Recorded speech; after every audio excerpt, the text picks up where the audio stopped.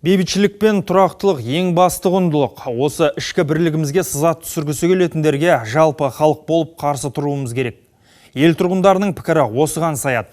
Қазақстан жұрты қайғыға ұшыраған отбасылармен біргеміз дейді. Біз сол отбасыларының әке-шешелерімен бірге екендігімізді, солармен бірге осы елімізге төнген қауіппен бірге күресетінімізді нақты білдіріп айтамыз. Мына болып атқан келеңсіз жағдайларға ел болып барлығымыз, тек қана құқық органдарымыз, барлығымыз ел болып күресуіміз керек. Терроризм деген ол жалпы адамзаттық құбылысқа айналып баратқан дүние. Ол адамның ұлтына да, түсіне де қарамайды. Сондықтан да біз қолдаймыз, қанды қолдар өздерінің жазасын алу керек. Это преступники. Жан түршігерлік оқиғаға қатысты қылмыскерлерді жазалау керек. Тәуелсіздігімізге нұқсан келтіргендерге аяушылық болмайтынын айтқан елбасыны қолдаймын. Ақтөбеде болған қайғылы жағдайдан соң қоғамда алауыздық емес, бірлік нығая түсті.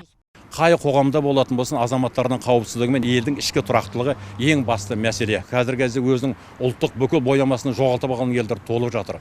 Құндылықтағы дегендер жайына қалды. Сондықтан да мұндай жағдайда елдің ішкі тұрақтылығы мен саяси тұрақтылығы, елдің ұлтаралық бірлігі деген ерекше маңызға ие болды.